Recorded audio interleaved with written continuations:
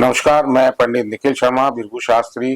ये जो भृगु संहिता ग्रंथ है, ये हमारा पीढ़ी दर चला आ रहा है, जिसमें कि हर मनुष्य के बारे में, जीवन में क्या क्या होगा, क्या क्या प्राप्त करेगा, कहाँ पे कब कैसे चीजें मिलेंगी उसे, ये सारा इस ग्रंथ के अंदर आता है। ऐसे ही मेरे चैनल यूट्यूब का है, भृगु संहिता भृगु सदन के नाम से, फेसबुक पे, इंस्टाग्राम पे।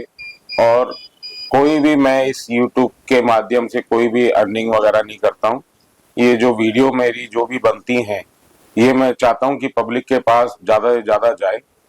और जो भी लोग बाग मेरे से कमेंट्स में सवाल करते हैं, जैसे किसी का भी एक कमेंट आया है कि गुरुजी रेगुलर कौन सा मंत्र जाप करना चाहिए, मंत्र जाप के फायदे, हवन करने के फायदे, उसके ऊपर भी एक वीडियो बनाई। तो मेरा ये कहना है कि जैसे भृगु संहिता में हर बारी आपने मेरी वीडियो देखी होंगी, तो मैं कभी भी नग वगैरह उसके अंदर नहीं आता है। अब नग वगैरह इसलिए नहीं आता है कि भृगु संहिता में नग वगैरह का कोई भी विश्लेषण या कुछ भी नहीं है।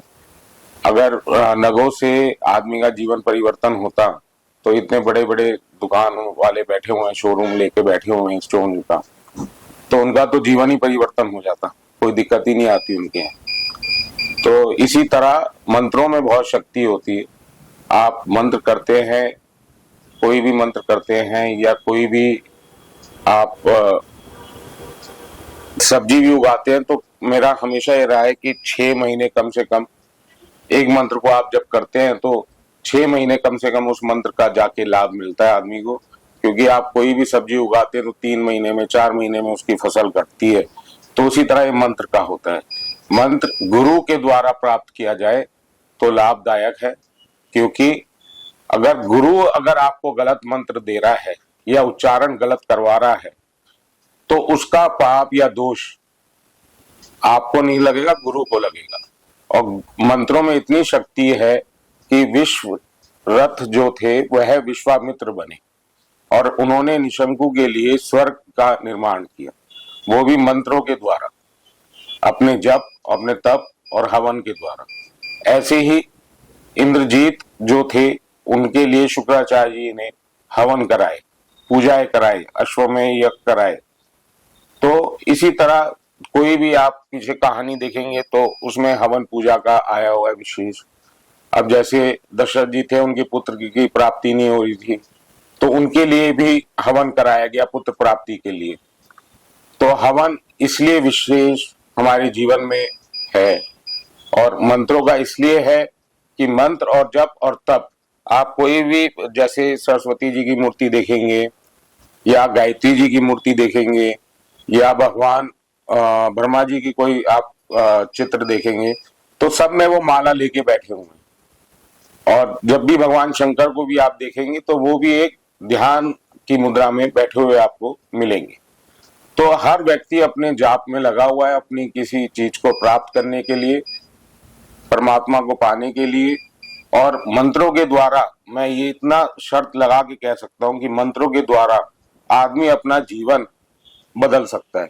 अगर आपके हाथ की ये रेखा, अगर ये आ रही है कि ये रेखा मृत्यु रेखा है, और इतने दिन बाद कोई हस्त रेखक बोल दे कि ये आपकी मृत्यु हो जाएगी, और आप मंत्रों के द्वारा अपने हाथ की रेखा भी बदल सकते हैं।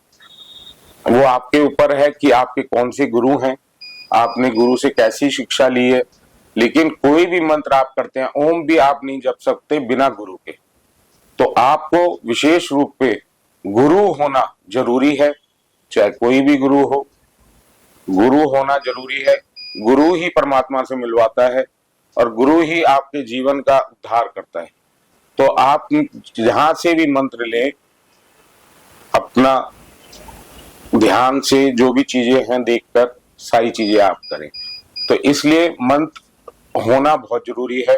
अब कोई भी हवन है, अब जैसे राजा दशरथ ने हवन किया था अपने पुत्र प्राप्ति के लिए, अब जैसे इंद्रजीत ने युद्ध जीतने के लिए निगुम्ला देवी का हवन कर रहे थे, वो अगर वो हवन हो जाता तो उन्हें कोई परास्त नहीं कर पाता, जो कि खंडित किया था हनुमान जी के माध्यम के द्वारा।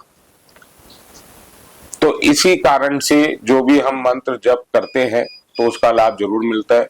हवन से जितनी भी हम आहुति देते हैं हवन के अंदर, वो सीधा आकाश में जाती है, पांचों तत्वों में मिलती है। आकाश, जल, वायु, ऐसे पांचों तत्वों में मिलती है। और ये जो आहुति जाती है ये सीधा हमारे देवताओं के लिए, या जो भी जिनके लिए हम हवन कर रहे हैं, आराध्य के लिए या अपने ईष्ट के लिए, तो ये आहुतियां उनको जाती हैं। जितना इसके अंदर आप चीजें डालेंगे, जैसे घी, देसी घी, आजकल क्या है, बाजार में जाओ तो परचून वाला भी कहता है जी कौन सा घी चाहिए, पूजा वाला घी। आप जैसा खुद खाएं घी, वैसा ही हवन में इस्तेमाल करें। सामग्री आजकल बन रही है, बनी बनाई आ रही है, उसमें क्या मिला रहे क्या नहीं मिला रहे किसी को कुछ नहीं मालूम। तो आप सामग्री अपनी स्वयं बनाएं। जितनी अच्छी सामग्री होगी, जैसे लाल चंदन, सफेद चंदन, केसर, कस्तूरी, ऐसी ऐसी चीजें आप उसके अंदर डालेंगे तो उससे आपके जो भी इष्ट, जिसके आराध्य के लिए आप कर रहे हैं, गमल कट्टे हो गए, बहुत चीजें हैं जो कि सामग्री में डलती हैं और विशेष विशेष रूप के लिए हवन सामग्रियां बनती हैं। तो उस प्रकार से अगर आप हवन करेंगे तो 101% लाभ मिलेगा। कई लोग खीर से करते हैं, घी से करते हैं। तो मतलब जो भी चीजें आप इस्तेमाल कर रहे हैं, आप खुद अपने लिए बाजार में जाते हैं तो अच्छे वस्त्र लेते हैं, तो पूजा पाठ में भी कोई भी सामान इस्तेमाल करें तो उसको भी अच्छा शुद्ध इस्तेमाल करें। जिस भी कार्य के लिए आप लगे हैं उसमें वो आगे वृद्धि के लिए जाए। नमस्कार।